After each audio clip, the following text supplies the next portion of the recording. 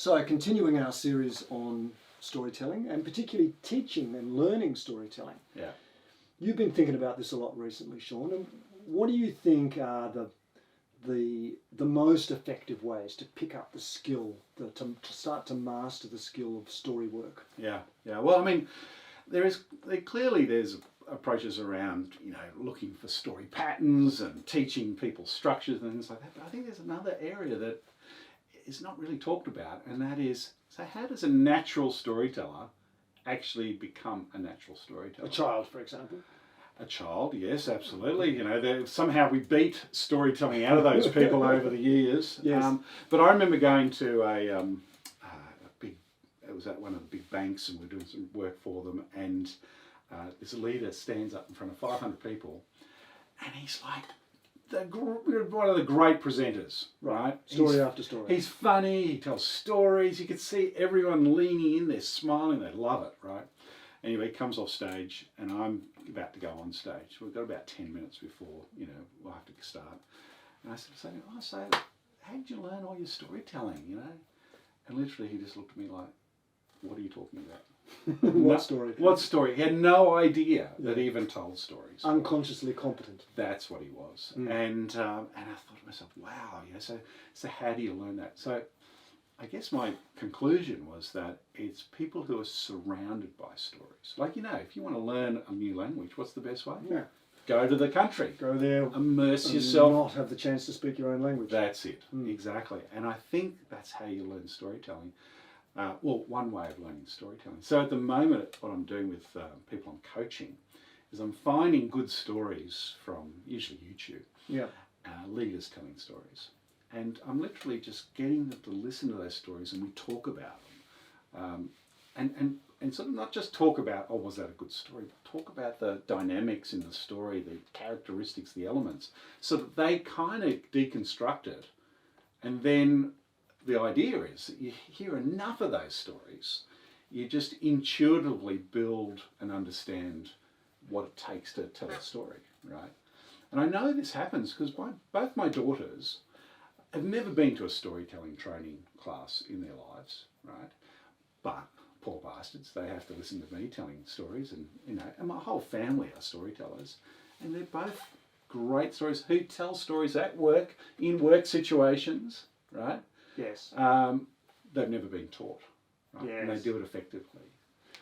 There's another part of the skill, I think, which is this what I would call rapid association. Mm-hmm. If we're in a sales situation and we can't really pre-prepare what's going to be said. The client's going to throw something at us. So in some situation, and how to pick up, this would be the good story to tell in this situation. Yeah. And to do that, you've got to be able to associate context. And yes. I was thinking back when I was young, bushwalking, and we used to have joke competitions lying in the tent at night. Yeah, right. And the competition format was someone tells a joke, and then the next person has to tell a joke with with something from that joke. So if that's just a joke, even if it's a tenuous link. Yeah, it doesn't matter. You told a gorilla story with machetes. The next joke's got to be about either gorillas or machetes, right? Yeah. So and then you go around until someone can't tell a joke, and then you keep going, and the winner is the person who keeps going. Right. And that's sort of the skill. You need to have heard enough stories, and I think practiced enough stories to know that that trigger, this would be the story to tell. So interesting you say that. Gary Klein, the psychologist, has done a lot of work on what they call, he's regarded as the father of naturalistic decision making. Okay. Right. Yeah. So it's all about how do you see those patterns and make decisions quickly. Well, he came up with a technique which is almost like your joke circle technique. Yeah. Called decision games. And what you do is you get a group of people around a table, some who are learning and some who are experienced, and you throw out a scenario, a complex scenario, and then you stop it halfway. Stop it, and you've got to complete it. You've got to complete it, right? Yes. And the experienced people have all these stories they tell, that reminds me of, and then they tell these stories. And the young folk, or inexperienced folk, are not told exactly what to do, but they're imbuing the possibilities, right? And that's how you get that intuitive knowledge, not the knowledge that you could just come up with a flow chart or, put into an algorithm. It's the sort of intuitive gut knowledge that a lot of us, we all have, right? Yes. Around all sorts of things.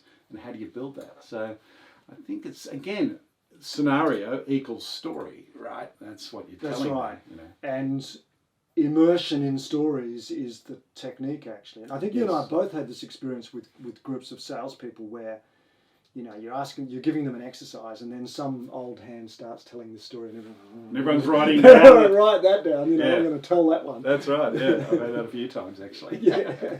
Good. Anyway, so I think, you know, as you well put it, you know, that there are different ways of learning story, you know, this behaviour of storytelling, and part of it is just listening to the podcasts that are full of stories. Throwing yourself into it. Listening to TED Talks, just being aware of stories. So you've got to spot stories. You've got to know you're in stories. But once you're in those stories, it's the immersion element really helps you pick it up. Yeah.